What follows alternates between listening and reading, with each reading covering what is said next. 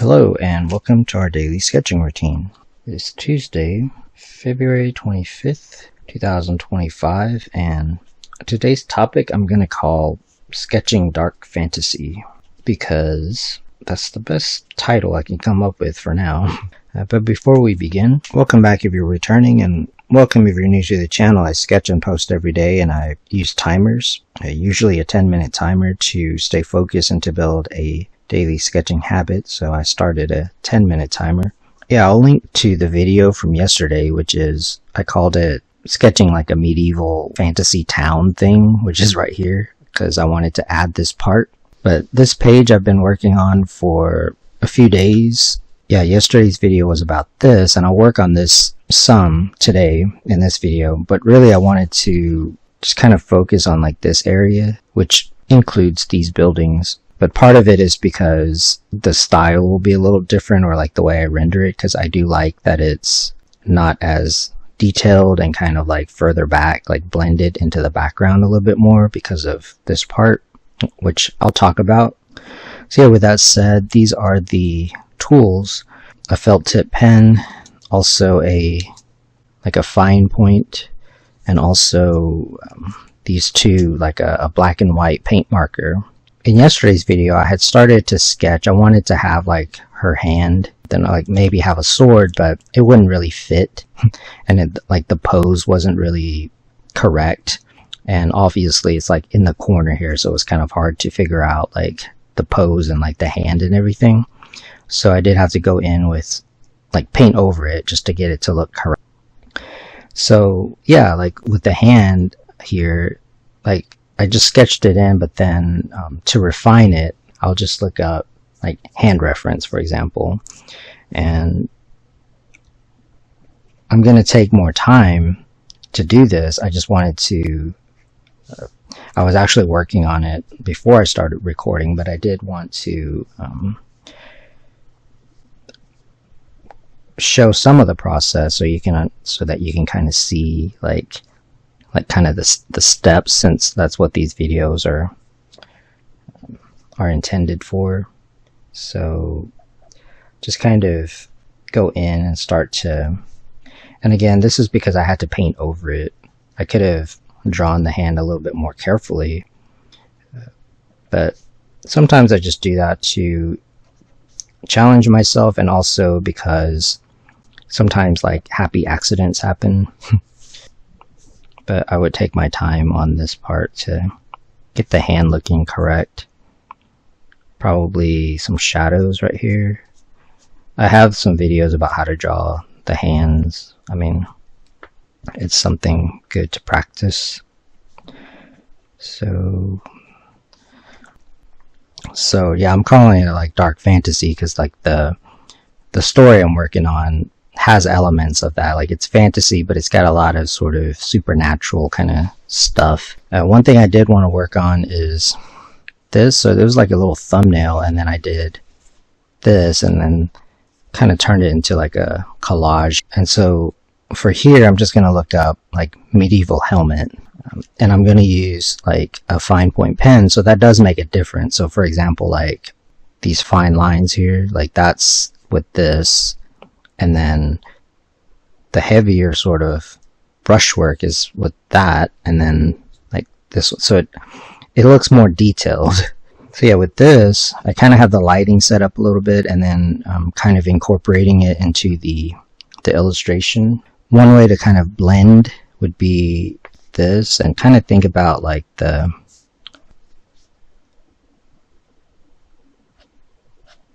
line work, be kind of deliberate. Like this, not kind of, but just be deliberate, I would recommend, and sort of take your time with it. But that's basically what I would do. Is maybe I can zoom in here, you can kind of see the details. I would still consider this pen and ink.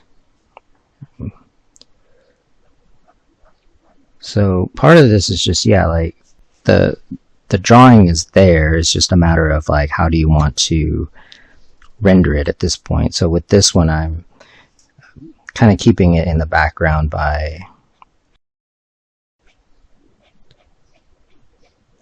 kind of using these fine lines like that. And so I'm not going to do like a ton right here just because the camera's in the way, and also I have to be careful I might actually put a piece of paper over this, or just be kind of careful. You kind of want to take your time because like right here, for example, like these little shading things, pen marks, at this point, they're kind of like just decoration, and they're meant to sort of accentuate things. So yeah, in yesterday's video, I showed how to set up like a perspective that doesn't have to be technically correct, but like looks okay, looks correct enough. And then I have these trees. So yeah, in yesterday's video, I showed how I got this. And so that kind of sets up the lighting for that, because if it's casting a shadow, but of course there could be a lot of different sort of light, like overall kind of light going on. So I just use parallel, like there's a lot of different, I'm doing my best not to smudge. So there's a lot of different approaches. But I would kind of blend in these things. So if you just kind of use parallel lines, like it just depends. Like I did it differently here, and that part of that is because of the picture. Let me zoom out, like just to make it so if you're using pen and ink, then the kind of like the direction of the cross hatching sort of affects things. Like just be consistent. Just know that it kind of creates like a texture. If I kind of keep going in the same direction here without outlining, then it's sort of like edges basically in painting. Like you can control sort of the edges so it looks more faded than like this brush stroke.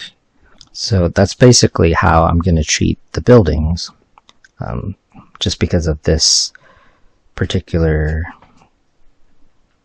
illustration. So notice how over here you can go in. I'm just using these parallel lines, but then you can go like this way and it'll stand out. I did want to mention, so it took about an hour to like get this, and then maybe a little bit more extra time just because I had to paint over things to fix it, and then wait for it to dry and everything. And also it was good to kind of leave it alone, because now that I'm looking at it again, I can see a little bit more of what to leave alone and like what needs work. I'm just going to leave it for now. When you do paint over it, just so you know, if you were to do something similar, yeah, you'll see that it is more faded out if I go in on top of like the white paint. And the only way to make it really dark is to like go in with the black paint. So part of that is just kind of thinking about like the picture itself, like, so that kind of becomes like a gray tone, which isn't, well, it's one way to get the gray tone with pen and ink is to use paint, but usually you would want to like do the cross hatching to get like that gray tone.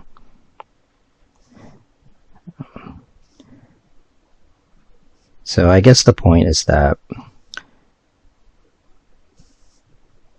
like it's okay to like, if you have to redo something or paint over something, it happens, and sometimes you can actually use it to your advantage and maybe even get like a better picture out of it. So like this kind of stuff is about just taking your time and thinking about the composition and like accentuating things. That's why you have to give it some time, because your eyes kind of get used to like the details. So if I'm doing this a lot, I start to focus in on like the detail, but not looking at like the whole picture. You don't really know. You just kind of keep working on it, and then kind of like this, like, and then give it some time to like breathe. But the point is that, yeah, like sometimes you have to let the thing breathe or cook for a while. I think that was like the main thing I wanted to go over.